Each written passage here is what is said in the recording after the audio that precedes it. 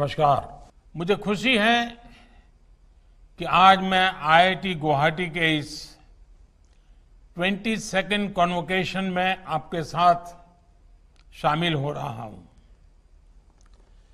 वैसे तो कॉन्वोकेशन किसी भी स्टूडेंट की लाइफ का एक स्पेशल डे होता है, लेकिन इस बार जो स्टूडेंट्स कॉन्वोकेशन का हिस्सा बन रहे हैं उनके लिए एक अलग ही तरह का एक्सपीरियंस है। पैंडेमिक के इस टाइम में कॉन्वोकेशन के तौर तरीके भी काफी बदल गए हैं। सामान्य सिचुएशन होती तो मैं भी आज आप सबके बीच होता, लेकिन फिर भी ये दिन, ये मोमेंट उतना ही इंपॉर्टेंट है, उतना ही वैल्यूएबल है। मैं आप सभी को, अपने सभी युवा साथियों को बहुत बहुत बधाई देता हूं। आपके फ्यूचर एफर्ट्स के लिए अनेक अनेक शुभकामनाएं भी देता हूं। साथियों, मेरा स्पष्ट मानना है, I firmly believe that the future of a nation is what its youth think today. Your dreams are going to shape the reality of India. इसलिए ये टाइम फ्यूचर रेडी होने का है।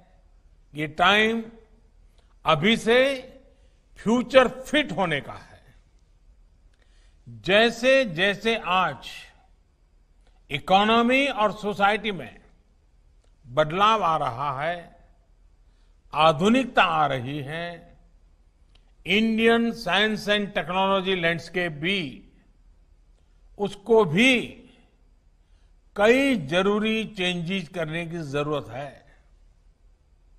मुझे खुशी है कि आईआईटी गुवाहाटी ने ये प्रयास पहले से ही शुरू कर दिए हैं। मुझे बताया गया है कि आईआईटी गुवाहाटी पहली ऐसी आईआईटी है जिसने ई मोबिलिटी पर 2 साल का रिसर्च प्रोग्राम इंट्रोड्यूस किया है। मुझे ये भी जानकारी दी गई है कि आईआईटी गुवाहाटी बीटेक लेवल के सभी प्रोग्राम्स में साइंस और इंजीनियरिंग के इंटीग्रेशन को भी लीड कर रही है। मुझे पूरा भरोसा है कि इंटर डिसिप्लिनरी प्रोग्राम्स हमारी एजुकेशन को ऑल राउंड और फ्यूचरिस्टिक बनाएंगे, और जब इस तरह अप्रोच के साथ कोई संस्थान आगे बढ़ता है तो उसका रिजल्ट वर्तमान में भी दिखता है। आईआईटी गुवाहाटी ने इस पेंडेमिक के दौरान कोविड-19 रिलेटेड किट्स जैसे कि viral transport media, viral RNA extraction kit और आरटी-पीसीआर किट्स डेवलप करके ये प्रूव किया है। वैसे मुझे ये भी भली भांति एहसास है कि इस पैंडेमिक के दौरान एकेडमिक सेशंस को कंडक्ट करना, अपने रिसर्च वर्क को जारी रखना आपके लिए ये सब कितना कठिन रहा है, लेकिन फिर भी आपने ये सफलता पाई है। आपके इस एफर्ट्स के लिए देश को आत्मनिर्भर बनाने की दिशा में आपके इस कंट्रीब्यूशन के लिए मैं आप सबको बधाई देता हूं। साथियों, आत्मनिर्भर भारत के लिए हमारे एजुकेशन सिस्टम का कितना बड़ा महत्व है, ये आप सभी भली भांति जानते हैं। बीते दिनों में आपने नेशनल एजुकेशन पॉलिसी के बारे में काफी कुछ पढ़ा होगा, काफी कुछ डिस्कस किया होगा। नेशनल एजुकेशन पॉलिसी हमारे 21वीं सदी के आप जैसे युवाओं के लिए ही है। वो युवा जो वर्ल्ड को लीड करेगा, साइंस और टेक्नोलॉजी में भारत को ग्लोबल लीडर बनाएगा। इतना ही नहीं, इस एजुकेशन पॉलिसी में तमाम ऐसी बातें हैं जो आप जैसे छात्रों की विश लिस्ट में सबसे ऊपर थी। साथियों, मुझे विश्वास है कि अपनी एजुकेशन की जर्नी में आपने महसूस किया है कि शिक्षा और परीक्षा हमारे स्टूडेंट्स के लिए बर्डन नहीं बने, स्टूडेंट्स को अपने मनपसंद सब्जेक्ट पढ़ने की ज्यादा आजादी मिले। इसलिए राष्ट्रीय शिक्षा नीति को मल्टी डिसिप्लिनरी बनाया गया है।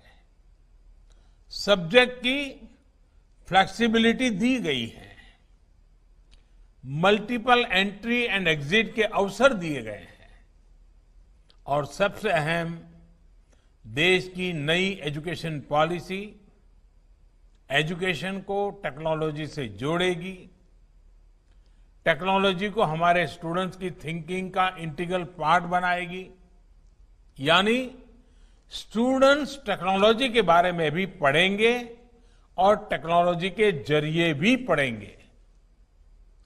एजुकेशन में आर्टिफिशियल इंटेलिजेंस का इस्तेमाल हो, ऑनलाइन लर्निंग बढ़े। राष्ट्रीय शिक्षा नीति में इसके रास्ते खोल दिए गए हैं। टीचिंग और लर्निंग से लेकर एडमिनिस्ट्रेशन और असेसमेंट तक टेक्नोलॉजी की भूमिका बने, इसके लिए नेशनल एजुकेशन टेक्नोलॉजी फोरम भी बनाया जा रहा है। हम एक ऐसे इकोसिस्टम की तरफ बढ़ रहे हैं जहां हमारे युवा टेक्नोलॉजी से सीखेंगे भी और सिखाने के लिए नई टेक्नोलॉजी इनोवेट भी करेंगे। आईआईटी के साथियों के लिए तो इसमें इनफाइनाइट पॉसिबिलिटीज हैं। नए सॉफ्टवेयर, नई डिवाइसेस और गैजेट्स जो वे ऑफ एजुकेशन को रिवॉल्यूशनाइज करें, उनके बारे में आप ही को सोचना है। ये आप सबके लिए एक अपॉर्चुनिटी है। आप अपने बेस को बाहर लाएं, यूटिलाइज करें। साथियों, देश में रिसर्च कल्चर को एनरिच करने के लिए एनईपी में, नेप में एक नेशनल रिसर्च फाउंडेशन यानी एनआरएफ का भी प्रस्ताव किया गया है। एनआरएफ रिसर्च फंडिंग को लेकर सभी फंडिंग एजेंसीज के साथ कोऑर्डिनेट करेगा और सभी डिसिप्लिन्स, चाहे वो साइंस हो या ह्यूमैनिटीज, सभी के लिए फंड प्रोवाइड करेगा। जो पोटेंशियल रिसर्च होगी, जिनमें प्रैक्टिकल इंप्लीमेंटेशन का स्कोप होगा, उन्हें रिकॉग्नाइज किया जाएगा और इंप्लीमेंट भी किया जाएगा। इसके लिए गवर्नमेंट एजेंसीज और इंडस्ट्री के बीच कोऑर्डिनेशन और क्लोज लिंकेज एस्टैब्लिश किया जाएगा। मुझे खुशी है कि आज इस कॉन्वोकेशन में हमारे करीब 300 युवा साथियों को पीएचडी अवार्ड की जा रही है और ये एक बहुत पॉजिटिव ट्रेंड है। मुझे विश्वास है कि आप सब यही नहीं रुकेंगे, बल्कि रिसर्च आपके लिए एक हैबिट हो जाएगी, आपके थॉट प्रोसेस का पार्ट बन रहेगी। साथियों, हम सब जानते हैं कि नॉलेज के लिए कोई बाउंड्रीज नहीं होती। नेशनल एजुकेशन पॉलिसी देश के एजुकेशन सेक्टर को ओपन अप करने की बात करती है। मकसद ये है कि फॉरेन यूनिवर्सिटीज के कैंपस भी देश में खुले और दुनिया भर का ग्लोबल एक्सपोजर हमारे स्टूडेंट्स को यहीं पर मिले। इसी तरह इंडियन और ग्लोबल इंस्टीट्यूशंस के बीच रिसर्च कोलैबोरेशन और स्टूडेंट एक्सचेंज प्रोग्राम को भी प्रमोट किया जाएगा। फॉरेन यूनिवर्सिटीज में हमारे स्टूडेंट्स जो क्रेडिट एक्वायर करेंगे वो भी अब देश के इंस्टीट्यूशंस में काउंट हो सकेंगे। इतना ही नहीं, नेशनल एजुकेशन पॉलिसी भारत को ग्लोबल एजुकेशन डेस्टिनेशन के तौर पर भी एस्टैब्लिश करेगी। हमारे हाई परफॉर्मिंग इंस्टीट्यूशंस को विदेशों में भी कैंपस सेट करने के लिए एनकरेज किया जाएगा। आईआईटी गुवाहाटी को बियॉन्ड बाउंड्रीज एक्सपांशन के इस विजन में की रोल प्ले करना है।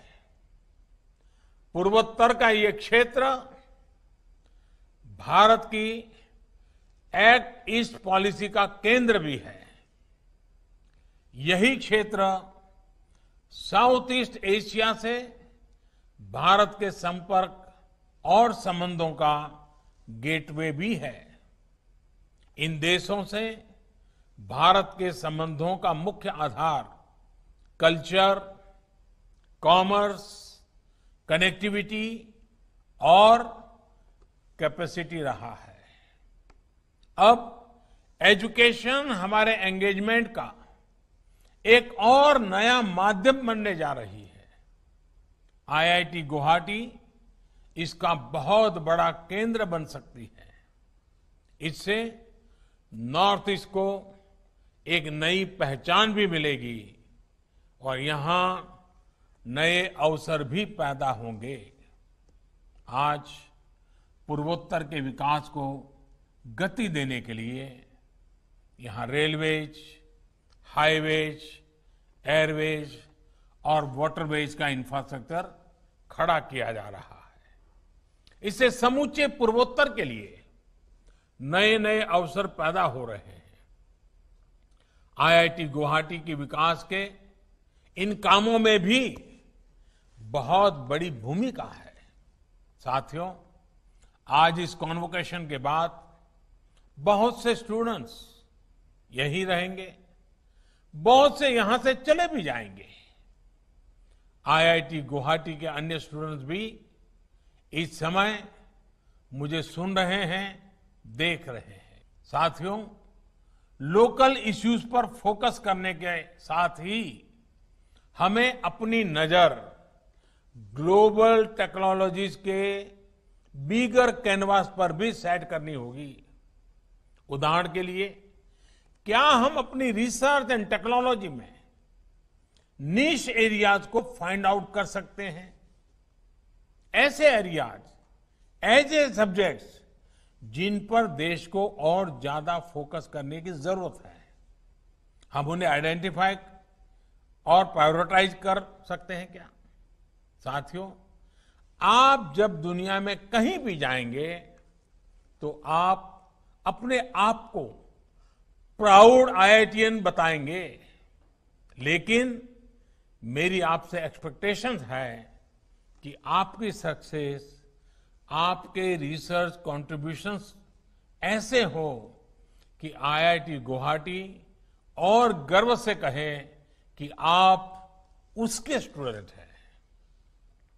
मुझे पूरा भरोसा है कि आप आईआईटी गुवाहाटी को, अपने प्रोफेसर्स को ये अवसर, ये गुरुदक्षिणा अवश्य देंगे। पूरा देश 130 करोड़ भारतवासी आप में भरोसा करते हैं। आप इसी तरह लगातार सफल हो, आत्मनिर्भर भारत की सफलता के सारथी बने, अनेक अनेक नई ऊंचाइयों को आप प्राप्त करते चले। जीवन में जो सपने संजोए हैं वो सारे सपने संकल्प बने, जो संकल्प बने उसमें परिश्रम की पराकाष्ठा हो और नित्य नियन सिद्धियों का चढ़ाव चढ़ते चले। ऐसी अनेक शुभकामनाओं के साथ आपको आपके स्वास्थ्य के लिए, आपके परिवार के स्वास्थ्य के लिए, इस कोरोना के इस समय में जो सबसे ज्यादा जरूरी भी है, आप भी उसकी चिंता करेंगे, अपने आसपास के लोगों की चिंता करेंगे, अपने परिवार की चिंता करेंगे, खुद को भी संभालेंगे, परिवार को भी संभालेंगे, आसपास के यार दोस्तों को भी संभालेंगे। सबको स्वस्थ रहने में मदद करिए, खुद भी स्वस्थ रहिए। इसी एक भावना के साथ आप सबको अनेक अनेक शुभकामनाओं। Thank you very much. Thank you all. अगर आपको हमारे वीडियोस पसंद आए तो प्लीज लाइक करें, सब्सक्राइब करें और शेयर करें।